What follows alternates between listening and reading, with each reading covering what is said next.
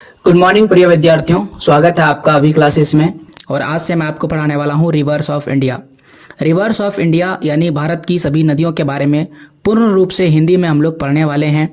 और भारत में कई नदियाँ बहती है, कुछ नदियाँ उत्तर भारत की ओर बहती है और कुछ नदियाँ दक्षिण भारत की ओर बहती है। यानी कुछ नदियाँ उत्तर भारत में बहती है और कुछ नदियाँ दक्षिण भारत में बहती है। मेरा कहने का मतलब ये है। और इन सभी नदियों में कुछ न कुछ अंतर है और कुछ ऐसी नदियां हैं जो भारत की बड़ी नदियां हैं और कुछ ऐसी नदियां हैं जो सर्वाधिक जल लाती है। और नदियों के कई गुण हैं, कई सहायक नदियां हैं और उन सभी सहायक नदियों से मिलकर के एक नदी तंत्र का निर्माण होता है। और इस तरह से नदी तंत्र हमारे लिए, हमारी भारतीय अर्थव्यवस्था के लिए बहुत ज़्यादा महत्वपूर्ण है, क्योंकि नदियों में कई बांध बने हैं जो सिंचाई के लिए हमें जल उपलब्ध कराते हैं और साथ ही साथ पेयजल के लिए भी जल उपलब्ध कराते हैं। तो नदियों का अपना एक इतिहास है और नदियाँ बहुत ही महत्वपूर्ण हैं। इसीलिए नदियों से प्रतियोगी परीक्षाओं में कई तरह के प्रश्न बनते हैं। तो ये मैंने इस तरह से इसे तैयार किया है ताकि आपके लिए एक महत्वपूर्ण वीडियो हो जाए। और चूँकि भारत में कई नदियां हैं और उन नदियों की श्रृंखला को बेहतर तरीके से करने के लिए पार्ट बाय पार्ट एक एक नदियों को हम आपको पढ़ाते चलेंगे। ये पूरी श्रृंखला का पहला वीडियो है, इसलिए मैं आपको पूरी तरह से एक्सप्लेन कर रहा हूँ कि मैं क्या आप लोग के लिए लेकर आ रहा हूँ। इस पहले वीडियो का मुख्य लक्ष्य है कि सभी नदियों को पूरे डिटेल से पढ़ा जाए ताकि आपकी परीक्षा की तैयारी बेहतर हो सके। चाहे अगर आप स्कूली परीक्षा की तैयारी कर रहे हैं या फिर कॉम्पिटिटिव लेवल यानी प्रतियोगी परीक्षा की तैयारी कर रहे हैं, दोनों ही परीक्षा की तैयारी बेहतर तरीके से हो सके। आज के इस वीडियो में मैं आपको बताने वाला हूँ सिंधु नदी के बारे में। सिंधु नदी के बारे में पूरे विस्तार से पढ़ेंगे। और ये उत्तर भारत की नदियाँ हैं। उत्तर भारत और दक्षिण भारत में बहने वाली नदियों में मुख्य अंतर है उसमें जल को लेकर। तो अगर भारत में कर्क रेखा अगर खींच दी जाए तो कर्क रेखा के ऊपर पड़ने वाली भारत के क्षेत्र को हम लोग उत्तर भारत कहते हैं और कर्क रेखा के नीचे पड़ने वाले भारत के भाग को हम लोग दक्षिण भारत कहते हैं। और इन दोनों ही नदियों में मुख्य अंतर जल को लेकर के है। उत्तर भारत में जो भी नदियां बहती है उसमें 12 महीनों पानी रहती है, सालों भर पानी रहती है। जबकि जो दक्षिण भारत की नदियां हैं उसमें सालों भर पानी नहीं रहती है, उसमें गर्मी के मौसम में पानी सूख जाता है। केवल एक ही नदी है, उस नदी का नाम है कावेरी। याद रखिएगा, दक्षिण भारत की मात्र एक नदी जिसका नाम कावेरी है, जिसमें आपको 12 महीने पानी देखने को मिलेगा। 12 मासी नदी है। बाकी सभी नदियां ग्रीष्म ऋतु यानी गर्मी के मौसम में सूख जाती है।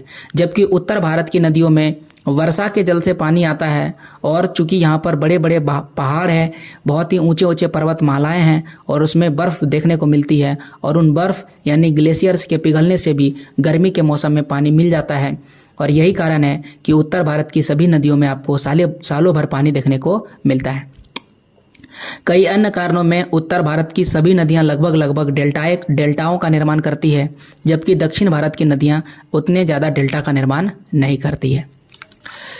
अब याद रखिए, जो सिंधु नदी है वह जो है मानसरोवर झील के पास से निकलती है। मानसरोवर झील। अब ये मानसरोवर झील है कहाँ पर, उससे पहले आप ये देखिए, जो फोटो आपको दिख रहा है ये है मानसरोवर झील। कुछ इस प्रकार से यहाँ पर बहुत ज़्यादा जल रहता है और झील कुछ नहीं होता है बल्कि ये एक बड़ा सा तालाब होता है। तालाब अगर आप देखे होंगे तो उसका बहुत ही बड़ा रूप अगर आप कर दीजिएगा तो वो बन जाएगा झील। तो जो सिंधु नदी है वो कुछ यहाँ से निकलती है, यहाँ पर मानसरोवर झील है। ये वाला जो एरिया आपको दिख रहा है ये उत्तराखंड है और उत्तराखंड के ही पास आगे आप जाइएगा तो यहाँ पर आपको तिब्बत मिलेगा और जो मानसरोवर झील है वो तिब्बत में है। हालांकि तिब्बत जो है वो चाइना के अधिपत्य में है, तो चाइना नहीं कह के हम लोग तिब्बत कह सकते हैं क्योंकि ये पूरा का पूरा इलाका जो है तिब्बत कहलाता है।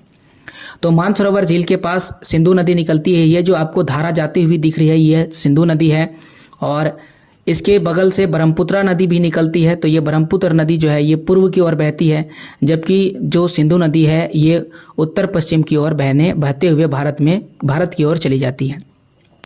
मानसरोवर झील के पास से ही एक और नदी निकलती है, वो है सतलुज नदी। याद रखिएगा, सतलुज नदी या सतलुज नदी वह जो है मानसरोवर झील के पास से ही निकलती है। तो मैं कहने का अर्थ यह है कि मानसरोवर झील के पास से सिंधु एक एकलौती नदी नहीं है जो निकलती है, बल्कि इसके अलावे भी कई नदियां हैं जिसका मुख्य स्रोत मानसरोवर झील या तो मानसरोवर झील का एरिया है। तो सिंधु नदी हम लोग देख लिए यहाँ से निकलती है और ये निकल करके तिब्बत से निकल करके भारत के लद्दाख जिलों में उत्तर पश्चिम की ओर से प्रवेश कर जाती है और लद्दाख से ये पाक ऑक्यूपाइड कश्मीर यानी POK यानी कि पाकिस्तान में ये इन कर जाती है। यानी ये पाकिस्तान का ही इलाका है, क्योंकि ये पाकिस्तान के अधिपत्य में है, तो ये इलाका पाकिस्तान का है, पाक ऑक्यूपाइड कश्मीर। तो ये पहले लेह यानी लद्दाख में बहती है और फिर ये कश्मीर में जाती है और फिर ये पूरी तरह से पाकिस्तान में चली जाती है और पाकिस्तान में एक लंबी दूरी तय करने के बाद ये पूरी तरह से कराची से होते हुए यहाँ पर अरब सागर, ये जो सागर आपको दिख रहा है ये अरब सागर है और अरब सागर में आकर के गिर जाती है, यानी अरब सागर में ये आकर के मिल जाती है। तो ये पूरा सिंधु नदी का रास्ता है। सिंधु नदी से आप याद रखिएगा, सिंधु नदी के किनारे ही आपको सिंधु घाटी सभ्यता देखने को मिलती है, जिसे हम लोग हड़प्पा सभ्यता भी कहते हैं। और ये बहुत ही पुरानी नदी है, इतिहास में भी इसका महत्व है और इसलिए सिंधु घाटी सभ्यता का भी इससे बहुत ज़्यादा जो है ताल्लुक है। तो ये भी आपको याद रखना है कि सिंधु घाटी सभ्यता जो हम बोलते हैं वो सिंधु नदी के किनारे था, इसलिए हम इसे सिंधु घाटी सभ्यता कहते हैं। और सिंधु घाटी सभ्यता को यानी सिंधु जो नदी है उसे हम अंग्रेजी में इंडस कहते हैं, इंडस। सिंधु नदी को अंग्रेजी में इंडस कहते हैं और इंडस से ही याद रखिएगा बना है इंडिया। इंडस से ही क्या बना है? इंडिया बना है। और इंडस से पहले बना इंडियन, यानी इंडस से सिंध से सिंधवासी, यानी इंडस से इंडियन, यानी इंडस नदी से इंडियन बना और इंडियन से हम लोग इसको बोलने लगे भारत। तो कहीं ना कहीं सिंधु नदी के नाम पर ही भारत का नाम भारत पड़ा है, ये भी हमें याद रखना चाहिए। अब सिंधु नदी की कई सारी सहायक नदियां हैं और उन सभी सहायक नदियों में जो 5 है वो सबसे बड़ी बड़ी सहायक नदियां हैं और उन 5 नदियों का नाम यहाँ कुछ इस प्रकार से है: झेलम, चेनाब, रावी, व्यास और सतलज। ये सभी क्या है? सिंधु नदी की बड़ी सहायक नदियां हैं और ये सभी नदियां जो है भारत से होकर के पाकिस्तान में जाती है और पाकिस्तान के एक जगह जिसका नाम है मिठान कोट, ये जो जगह है इसका नाम है मिठान कोट। और इस मिठान कोट से ये क्या करती है? भारत की सभी नदियां पाकिस्तान में मिठान कोट में सिंधु में जाकर के मिल जाती है। तो कुल मिलाकर के ये सभी 5 नदियां सिंधु नदी में मिलती है और ये नदियां बहती हुई फिर से आगे बहती है और अरब सागर में जाकर के मिल जाती है। सिंधु नदी किसकी नदी है? क्या ये भारत की नदी है या तिब्बत की नदी है या पाकिस्तान की नदी है? तो ज्योग्राफी में कहता है कि जिस देश में नदी का भाग सर्वाधिक होगा उस देश का वो नदी हो जाएगा। सर्वाधिक का मतलब होता है जिसके पास अधिक भाग होगा। तो अगर आप सिंधु नदी को देखिएगा तो ये जो हरा वाला पार्ट आपको दिख रहा है सिंधु ही नदी है, लेकिन ये हरा वाला भाग जो है ये पाकिस्तान में है। और ये जो ब्लू रंग आपको दिख रहा है, ब्लू रंगों में जो पार्ट दिखाया गया है वो किस एरिया में आता है? भारत के भागों में आता है। और यहाँ पर जो एरिया है ये तिब्बत का एरिया है, तो तिब्बत के एरिया में भी बहुत ही कम भागों में बहती है।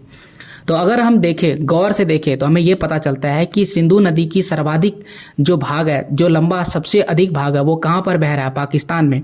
तो सिंधु नदी पाकिस्तान की नदी है, हम इसे भारत की नदी नहीं कह सकते हैं। याद रखिएगा, जिसका सर्वाधिक भाग जिस देश में होगा उसे हम उसी देश का नदी कहेंगे। इसीलिए सिंधु नदी की लंबाई लगभग 2900 किलोमीटर है और जो भारत हमारा जो गंगा नदी का लंबाई है वो 2500 किलोमीटर है। लेकिन तब भी हम सिंधु नदी को भारत की सबसे लंबी नदी नहीं कहते हैं, क्योंकि ये भारत में बहती ही नहीं है, इसीलिए हम इसे भारत की लंबी नदी नहीं कहते हैं। और गंगा नदी पूर्ण रूप से अपने देश भारत में बहती है और इसीलिए भारत की सबसे लंबी नदी कौन सी होगी? गंगा नदी होगी, ना कि सिंधु नदी। तो सिंधु नदी का सर्वाधिक भाग किस में है? पाकिस्तान में है और उसका कुछ ही भाग कहाँ पर है? भारत में है, इसीलिए यह भारत की नदी नहीं है। तो सिंधु नदी ही नहीं बल्कि इसकी सहायक नदियाँ भी जो है इसका सर्वाधिक भाग कहाँ पर है?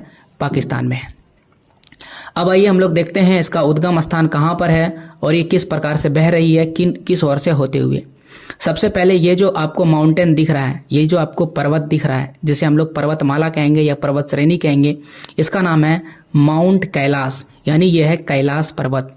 कैलाश पर्वत, कैलाश पर्वत के ग्लेशियर से जो है सिंधु नदी का निर्माण होता है और ये सिंधु नदी ना उत्तर में बहती है और ना ही पश्चिम में, बल्कि इसके बीच के रास्ता को अपनाती है और इस दिशा को हम कहेंगे उत्तर पश्चिम। तो याद रखिएगा, जो सिंधु नदी है वह उत्तर पश्चिम की ओर बहते हुए भारत में प्रवेश करती है। और भारत में अगर आप ध्यान से देखें तो यहाँ पर आपको पहाड़ दिख रहा होगा, ये पहाड़ है, बहुत ही लंबी पहाड़ है। और चूंकि जब बहुत ज़्यादा पर्वत आपको एक लगातार दिखती है तो हम उसे पर्वत नहीं कहते हैं, बल्कि उसे हम पर्वतमाला कहते हैं, पर्वतमाला, या तो हम उसे कहते हैं पर्वत श्रेणी, पर्वत श्रेणी। तो पर्वत श्रेणी का मतलब यहाँ पर एक पर्वत नहीं है, बल्कि ऐसे ऐसे कई सारे पर्वत हैं, और ऐसे पर्वत जब लगातार होता है तो हम उसे पर्वत श्रेणी कहते हैं। तो यहाँ पर जो पर्वत श्रेणी आपको दिख रहा है इसका नाम है जास्कर पर्वत श्रेणी। तो हम इसे जास्कर पर्वत श्रेणी कहते हैं या तो जास्कर पर्वत श्रेणी कहते हैं। और इसके ऊपर में एक और आपको पर्वत श्रेणी दिख रहा होगा, इसे लद्दाख पर्वत श्रेणी कहते हैं, लद्दाख पर्वत श्रेणी। तो दो पर्वत श्रेणी दिख गया आपको, एक है जास्कर पर्वत श्रेणी और ऊपर वाला जो पर्वत श्रेणी है उसका नाम है लद्दाख पर्वत श्रेणी। और इन्हीं दो पर्वत श्रेणियों के बीच से सिंधु नदी बहते हुए आगे चली जाती है। तो आप याद रखिएगा, आपसे पूछा जाएगा कि सिंधु नदी किन दो पर्वत श्रृंखलाओं के बीच में या दो पर्वत श्रेणियों के बीच में बहती है। तो पहला है जास्कर पर्वत श्रेणी और दूसरा है लद्दाख पर्वत श्रेणी। और इन्हीं दो पर्वत श्रेणी के बीच से सिंधु नदी बहती है, कहाँ? लद्दाख में। इन दो पर्वत श्रेणी से बहते हुए इसमें कई और सहायक नदियां हैं जो मिलती है। तो लद्दाख में जो सहायक नदी मिलती है वो कौन सा है? इसका नाम है श्योक। तो सबसे पहली सहायक नदी जो मिलेगी उसका नाम है श्योक, और ये कुछ इस प्रकार से बहती हुई आती है और यहाँ पर आकर के मिल जाती है। श्योक जो है सिंधु नदी में मिलने से पहले एक और नदी इसमें आकर के मिलती है, उसका नाम है न्यूब्रा। तो न्यूब्रा जो है वो पहले श्योक में आकर के मिलती है और फिर श्योक नदी सिंधु नदी में आकर के मिल जाती है। और ये जो न्यूब्रा नदी है ये सियाचिन ग्लेशियर से निकलती है। तो सियाचिन ग्लेशियर तो हम लोग सुने ही है, जो भारत का सबसे कहा जाए तो सबसे जो है उत्तरी क्षेत्र है। और यहाँ सियाचिन ग्लेशियर से क्या होता है, बर्फ़ जब पिघलती है तो इससे एक रिवर का निर्माण होता है और उस रिवर का नाम है न्यूब्रा रिवर। जैसा कि आप देख सकते हैं ये है सियाचिन ग्लेशियर और यहाँ से ये न्यूब्रा नदी निकलती है और इसमें श्योक नदी में आकर के मिल जाती है और फिर श्योक बहते बहते कहाँ पर? सिंधु नदी में मिल जाती है। एक और आप देखिए इस इलाके में, ये देखिए गिलगित रिवर है और गिलगित रिवर भी क्या हो रहा है, यहाँ से बह रही है और ये सिंधु नदी में आकर के मिल जाती है। लेकिन गिलगित जो है सिंधु नदी में मिलने से पहले इसमें हुंजा जो है ये आकर के मिल जाती है। और यहाँ पर आप देख सकते हैं ये है केटू पर्वत। तो यहाँ बगल में ही आपको केटू पर्वत देखने को मिलता है जिसका नाम है गॉडविन ऑस्टाइन। तो पर्वत श्रृंखला वाला वीडियो अगर आप देखे हैं तो उसमें मैंने इसके बारे में जिक्र किया था। तो अगर आप नहीं देखें तो क्लास 9th वाला वीडियो पहले से अवेलेबल है, उसको जरूर देखिएगा। हालांकि पर्वत श्रेणी भारत के जितने भी हिमालय पर्वत है वो बहुत महत्वपूर्ण है। इस पर इसी प्रकार का एक स्पेशल वीडियो हम जरूर लेकर आएंगे जो सभी के लिए बहुत ज़्यादा महत्वपूर्ण होगा। तो एक बार इस नदी को हाईलाइट करके दिखा देते हैं। ये जो आपको दिख रहा है ये है गिलगित रिवर, और गिलगित रिवर क्या बोले, श्योक जो सिंधु नदी में मिलने से पहले ही उसमें हुंजा जो है वो आकर के मिल जाती है और इस प्रकार से सिंधु नदी का निर्माण करती है। सिंधु नदी जो है यहाँ से आगे बहती है और ये पाकिस्तान की ओर निकल जाती है और ये पाकिस्तान में चली जाती है। और इसके बाद इसमें सभी सहायक नदियाँ जैसे कि झेलम, चेनाब, रावी, ब्यास और सतलज, ये सभी नदियाँ मिलती है और फिर सिंधु आगे चली जाती है। तो ये तो हो गया सिंधु नदी और ये कहाँ से कहाँ बह रही है और इसके बारे में। लेकिन जब हम सिंधु नदी के बारे में पढ़ते हैं तो हमें सिंधु जल समझौता ये पढ़ना बहुत ज़्यादा ज़रूरी है, क्योंकि सिंधु जल समझौता जो भारत के लिए और भारतीय इतिहास के लिए एक महत्वपूर्ण जो है फैसला है। ये क्या हुआ था और ये क्या है इसके बारे में देखते हैं। और इस समझौता में किन किन नदियों का जल भारत के पास है और किन किन नदियों का जल जो है वो पाकिस्तान के पास है, इसे हम लोग समझते हैं। देखिए, जब भारत और पाकिस्तान का विभाजन हुआ तो सिंधु नदी जो है एक बहुत ही महत्वपूर्ण मुद्दा बन गया, क्योंकि सिंधु नदी तो भारत से होकर के बहती है लेकिन इसका अधिकतर भाग कहाँ है? पाकिस्तान में। कल्पना कीजिए कि सिंधु नदी पर अगर हम बांध बना दें तो सिंधु नदी का पूरा जल जो है वो बाधित हो जाएगा और सारा जल भारत में रह जाएगा। तो इसी डर से पाकिस्तान जो है इसको लेकर के बहुत बड़ा मुद्दा बना दिया और अंत में यूएनओ को आना पड़ा इसके समझौते के लिए। और 19 सितंबर 1960 को जो है भारत और पाकिस्तान के बीच में एक जो है समझौता हुआ और इस समझौते में ये कहा गया किसने करवाया है? यूएनओ ने करवाया है समझौता। याद रखिएगा 1960 में समझौता होता है और इस समझौते में कहा जाता है कि भारत की जो पश्चिमी नदियां हैं वेस्टर्न रिवर्स और जो उत्तरी पूर्वी नदियां हैं यानी कि ईस्टर्न रिवर, इन दोनों दो भागों में बांट देंगे। जो पश्चिमी नदियां हैं चेनाब, झेलम और इंडस, चेनाब, झेलम और इंडस यानी चेनाब नदी, झेलम नदी और इंडस मतलब सिंधु। इंडस किसको बोलते हैं? सिंधु नदी को कहते हैं। तो ये जो 3 नदी है इसके जल का पूर्ण उपयोग कौन करेगा? पाकिस्तान करेगा। और ये जल नदी कहाँ है? ये देखिए ये सिंधु नदी है और इसके जस्ट बाद आपको दिखेगा झेलम नदी और इसके जस्ट बाद दिखेगा आपको चेनाब नदी। तो ऊपर की जो 3 नदियां हैं इंडस, झेलम और चेनाब, इन नदियों के जल का प्रयोग पाकिस्तान करेगा। और बाकी जो 3 नदियां बचती है सतलज, व्यास और रावी, तो आप देख सकते हैं ये आपको रावी दिख रहा होगा, ये आपको व्यास दिख रहा होगा और इसके नीचे सतलज दिख रहा होगा। इन नदियों का प्रयोग कौन करेगा? इंडिया करेगा और यही है सिंधु जल समझौता। तो उम्मीद आपको सिंधु जल समझौता समझ में आ गया होगा, जिसमें से 3 नदी का जल हमारे पास है और बाकी 3 नदी का जल पाकिस्तान उपयोग कर सकता है। अब इसका कहने का मतलब ये है कि इन 3 नदियों पर हम बांध, डैम कुछ भी बना सकते हैं और इसके जल को रोक भी सकते हैं। और इन 3 नदियों जो ऊपर वाला है इसका हम जल नहीं अवरोध कर सकते हैं। यही है सिंधु जल समझौता। तो इसे हम लोग इंग्लिश में इंडस वाटर ट्रीटी भी कहते हैं, IWT यानी सिंधु जल समझौता। सिंधु नदी देख लिए और आप इसमें एक बार देख लीजिए सिंधु नदी कौन सी है। यह है सिंधु नदी और बाकी सारी इसकी सहायक नदियां। और अब आइए इसके बारे में पढ़ते हैं। मैप में तो देख लिए, अब इसके फैक्ट को पढ़ते हैं, इंपॉर्टेंट पॉइंट्स को। भारत का नाम सिंधु नदी के नाम पर रखा गया है, ये बता चुके हैं। सिंधु घाटी सभ्यता का जन्म इसी नदी के आसपास हुआ था।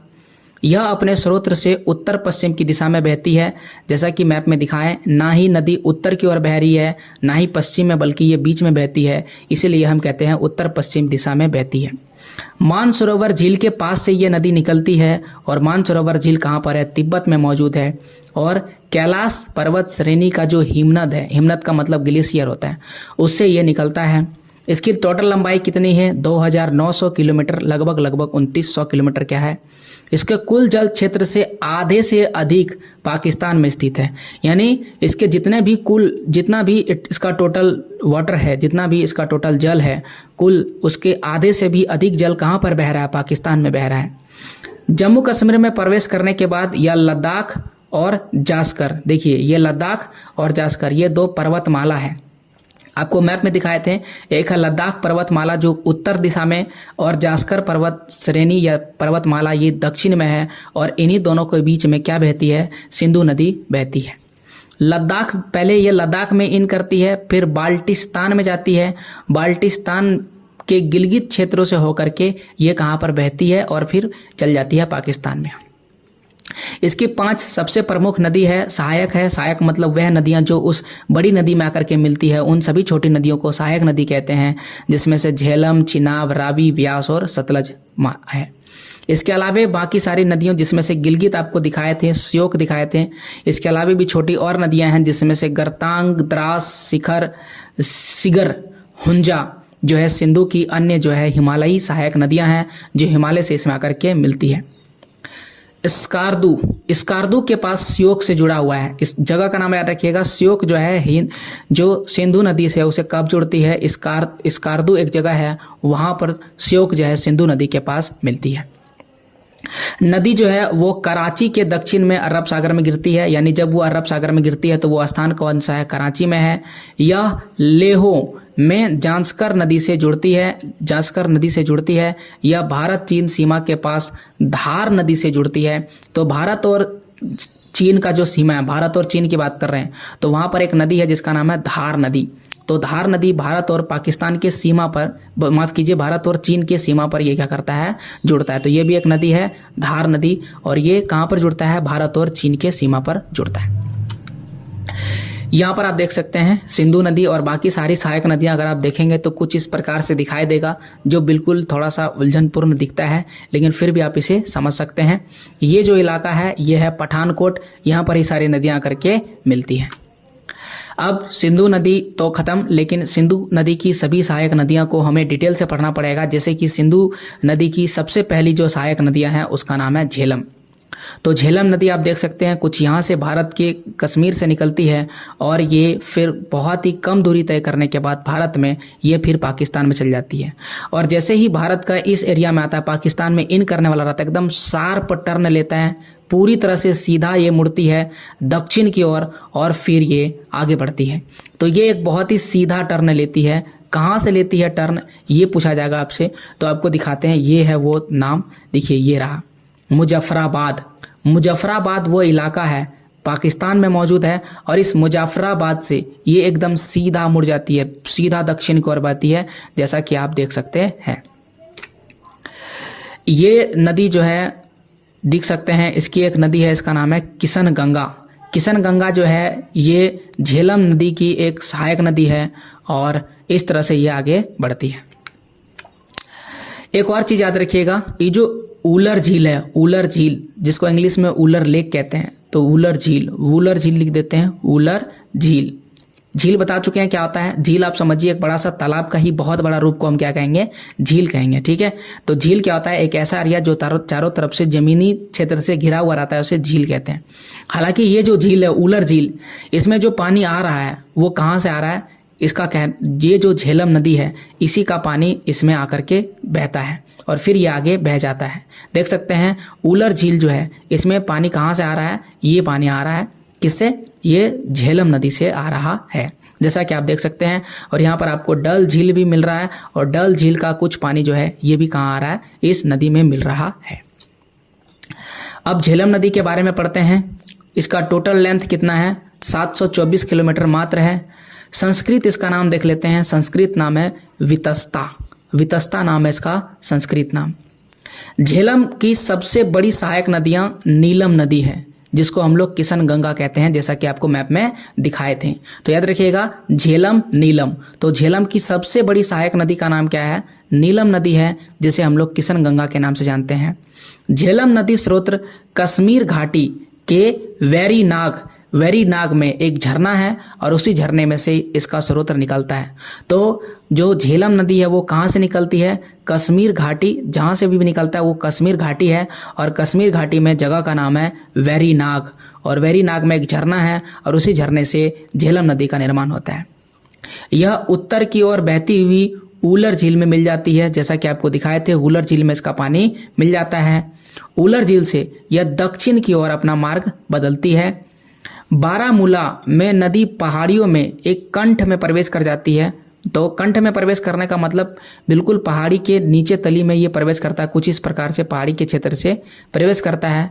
बारामूला के नीचे पीर पंजाल रेंज के माध्यम से नदी खाड़ी किनारे सकरी घाटी में प्रवेश करती है। सकरी का मतलब जिसमें कम एरिया रहता है उसे हम लोग सकरी घाटी कहते हैं। तो सकरी घाटी में प्रवेश यानी कि घाटी बनाती है। मुजफ्फराबाद जो आपको दिखाए थे, POK का कैपिटल है, POK मतलब पाकिस्तान ऑक्यूपाई कश्मीर, उसका कैपिटल क्या है, मुजफ्फराबाद। यहाँ पर नदी दक्षिण की ओर एक तेज हेयर पिन मोड़ लेती है। हेयर पिन मोड़ का मतलब क्या होता है, बिल्कुल एकदम तीखा सा मोड़ लेती है, सीधा ये दक्षिण की ओर मुड़ जाती है। और त्रिमू में ये चिनाब से मिलती है। जैसा कि अगर आप इस नदी को देखेंगे तो ये चिनाब नदी में मिलती है। ये रहा, ये देख सकते हैं, ये यहाँ पर से निकल रहा है और ये आगे कौन सा क्षेत्र था, ये कश्मीर घाटी से निकलती है और ये आगे बहती हुई यहाँ पर देख सकते हैं किशन गंगा नदी इसमें मिल रही है आकर के, और ये सीधा मोड़ ले रही है। सीधा मोड़ रही है कहाँ से, मुजफ्फराबाद से। मुजफ्फराबाद से ये सीधा बिल्कुल दक्षिण की ओर आ रही है और ये पाकिस्तान ऑक्यूपाइड कश्मीर का कैपिटल है, याद रखिएगा। और फिर ये आगे झेलम नदी जो है वो चेनाब में आकर के मिल जाती है और चेनाब में जहाँ पर मिलता है उस स्थान का नाम क्या है, उसका स्थान नाम है त्रिमू। त्रिमू वो स्थान है जहाँ पर झेलम जो है वो चेनाब से आकर के मिल जाती है। झेलम के बाद जो हमारी अगली नदी है उसका नाम है चेनाब। तो आइए हम लोग चेनाब नदी के बारे में पढ़ते हैं।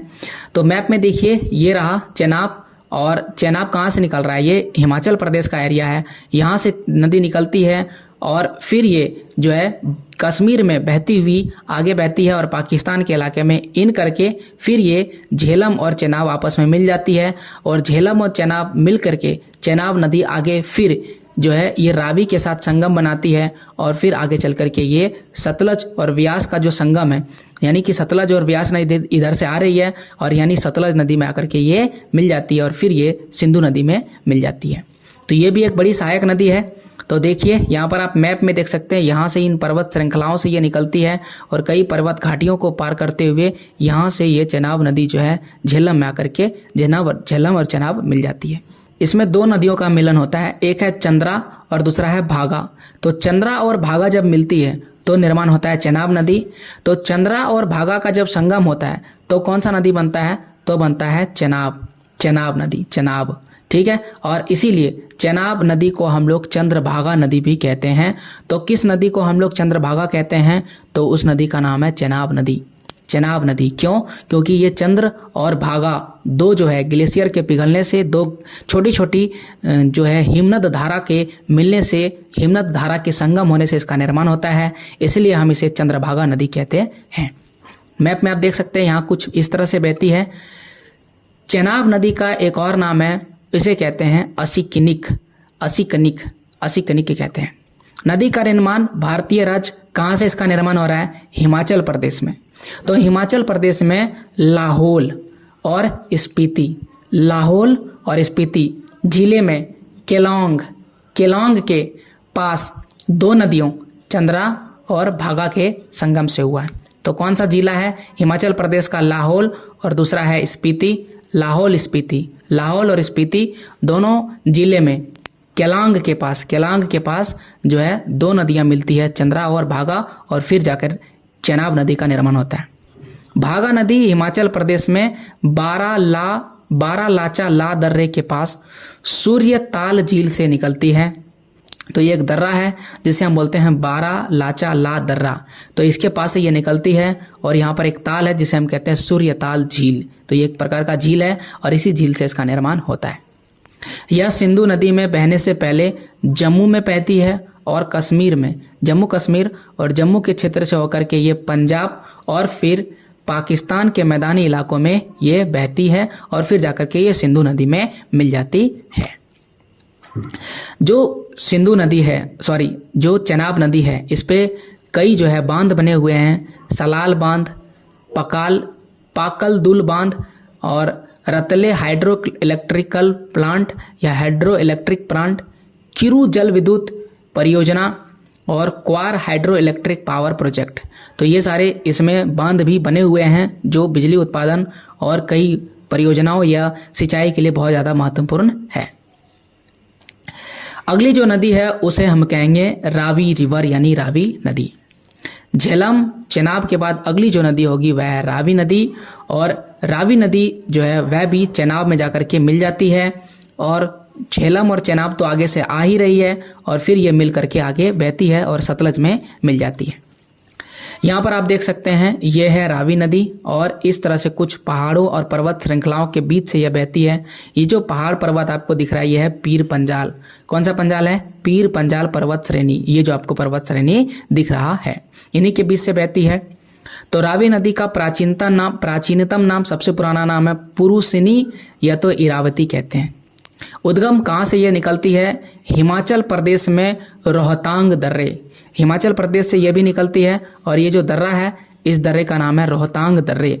तो रोहतांग दर्रे के उत्तरी हिस्सों से निकलती है और बाराबांग, धौलाधार पर्वत श्रेणी द्वारा बनाए गए संधि स्थल से होकर के ये बहती है और फिर आगे किस में मिल जाती है? आगे मिल जाती है ये किस में? झेलम में। ये रहा झेलम और इसमें आकर के मिल जाती है। अगली जो नदी है वह है व्यास नदी। तो व्यास नदी की लंबाई बहुत ही कम है क्योंकि ये कुछ ही दूरी तय करने के बाद सतलज नदी में आकर के मिल जाती है। कई जो है भौगोलिक शास्त्र इसे सतलज नदी की सहायक नदी मानते हैं क्योंकि इसकी लंबाई भी कम है सतलज नदी के मुकाबलों में, और ये जो है सतलज में इसकी सतलज के मुकाबले गहराई भी कम है और ये सतलज में आकर के मिल जाती है।